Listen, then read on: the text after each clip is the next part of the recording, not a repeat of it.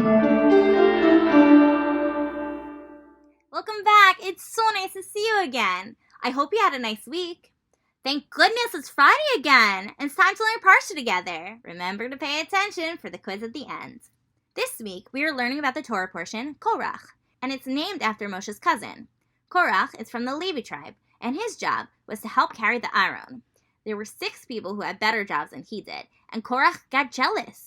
He was Moshe's first cousin, and he wanted to be the leader of the Jewish people instead of Moshe. I think Korach forgot the 10th commandment. We are not supposed to be jealous of what someone else has. Korach wanted a better job, and he wanted to take it away from Moshe and Aaron. Korach decided the best way to be the leader of the Jewish people was to tell the people lies about Moshe and Aaron and say all they cared about was the power they had. Spoiler alert! This is not the best way to become leader of the Jewish people. Korach found 250 men to join his rebellion against Moshe. They claimed that Moshe played favorites and gave the best jobs to the people he liked best. Korach thought he could do a better job as Kohen Gadol. They decided the next day that they would all bring pans with incense and make an offering to God. If God accepts their offering, then it proves they were capable of being Kohanim. What were they thinking? Do they not remember what happened to Nadav and Avihu? You can't make a sacrifice that was not commanded by God. They are definitely going to be punished for this one. Moshe tries to warn the people. He told them how dangerous it was to make a sacrifice that God didn't ask for.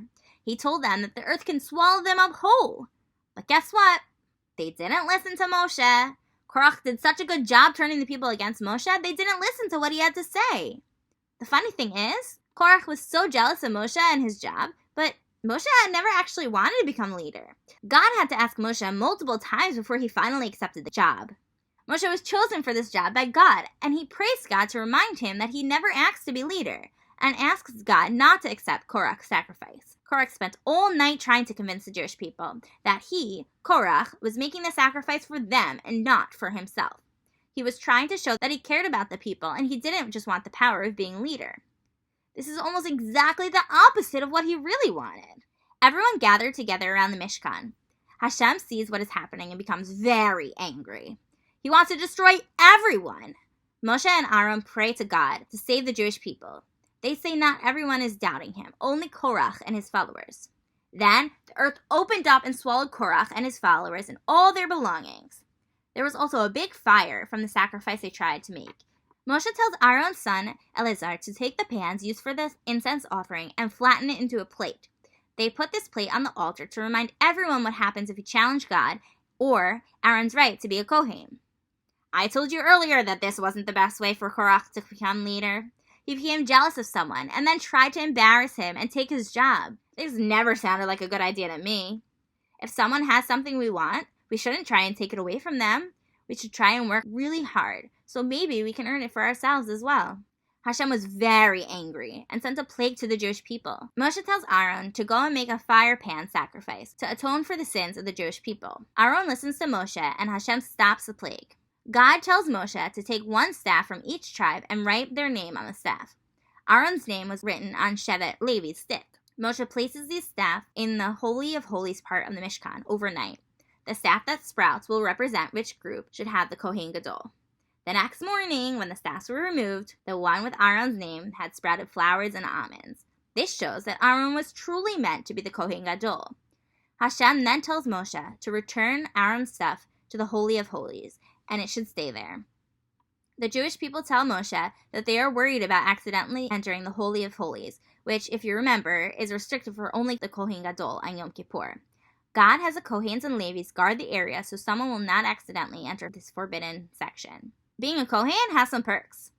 There were special gifts given to the Kohanim, and they were allowed special privileges. We learned that they were allowed to eat from certain sacrifices. They received 5 shekels for the Pidon HaBen ceremony.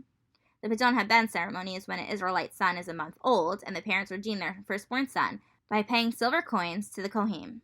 The Kohens also get portions of all the crops of the first fruits. Aaron is told that his descendants will not get a portion of the land of Israel. God is their portion instead of the land. The Levites will also not get land in the land of Israel.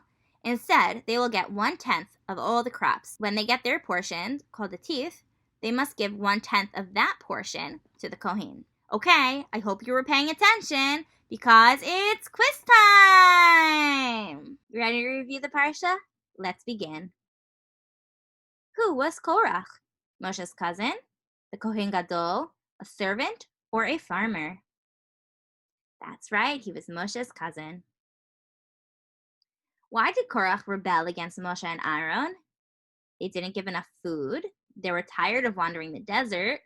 He wanted to be Kohen Gadol, or he was in the mood for a fight. That's right, he wanted to be Kohen Gadol. What did Moshe do with the fire pans Korach used? He made them into a plate as a reminder of what happened to Korach. He threw them in the garbage. He buried them, or he used them to make his own sacrifices. He had them made into a plate as a reminder of what happened to Korach. What happened to Aaron's staff in this parsha? It burned in a fire, it sprouted flowers and almonds, it turned into a snake, or nothing. That's right, it sprouted flowers and almonds.